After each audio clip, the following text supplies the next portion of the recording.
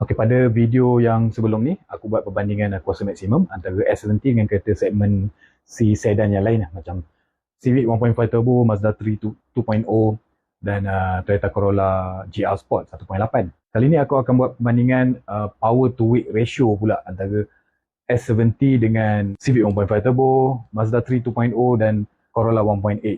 Power to weight ratio ni adalah nisbah kuasa per berat kereta. Jadi biasanya kalau lagi besar power to weight ratio ni, kereta tu akan lebih kuat memecut atau lebih cepat untuk sampai ke kelajuan yang tertentu. Okey, kita mulakan dengan Proton S70. Kuasa maksimum dia 150 PS, berat dia yang paling ringan, varian yang paling ringan sekali adalah 1300 kg. Jadi kuasa per berat dia atau power to weight ratio dia adalah 113 PS per ton. Okey. Yang kedua adalah Civic 1.5 Turbo. Kuasa maksimumnya 182 PS. Berat dia ada 2-3 varian. Yang paling ringan adalah 1338 kg. Jadi power to weight ratio dia adalah 136 PS per ton. Yang ketiga, Mazda 3 2.0 sedan. Kuasa maksimum dia 162 PS. Beratnya adalah 1402 kg. Jadi kuasa per berat dia ataupun power to weight ratio dia adalah 116 PS per ton. Okey. Yang keempat adalah Corolla. Corolla GR Sport ni kuasa maksimumnya 139 PS, beratnya adalah 1365 kg. Jadi power to weight ratio nya adalah 102 PS per ton. Jadinya kereta yang paling power dari sudut power to weight ratio dalam keempat-empat kereta ni adalah Civic lah.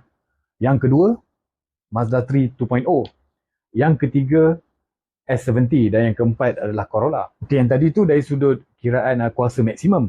Tapi kalau kita kira daripada pada RPM pertengahan pula, lain pula ceritanya. Okey, kita bandingkan S70 dengan Civic 1.5 Turbo dulu. Jadinya macam video sebelum ni, aku akan kira nilai power to weight ratio untuk S70 dengan Civic 1.5 Turbo ni bermula daripada 2000 RPM sehingga 4000 RPM.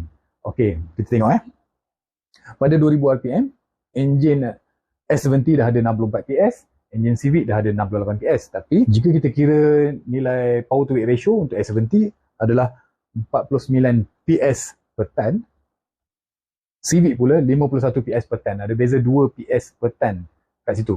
Pada 2500 RPM pula, Civic enjinnya ada 85 PS, S70 enjinnya 80 PS.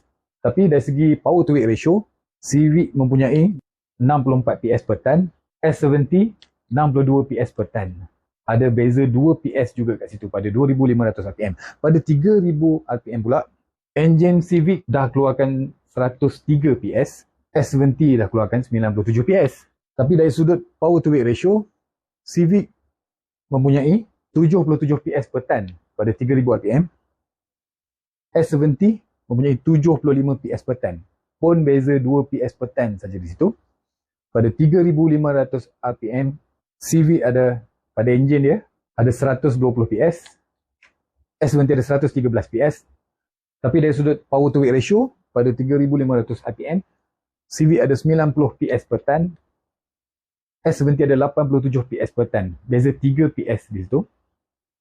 Dan pada 4000 RPM, pada enjin Civic 1.5 Turbo ada 137 PS, S70 ada 129 PS. Power to weight ratio Civic pada 4000 RPM adalah 102 PS per ton, S70 ada 99 PS per ton.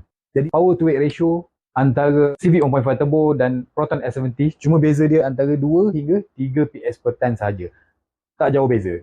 Jadi mungkin pecutan daripada RPM rendah hingga 4000 RPM ni antara kedua-dua kereta ni lebih kurang saja. Tapi yang ini aku ambil berat S70 yang paling ringan dan Civic yang paling ringan.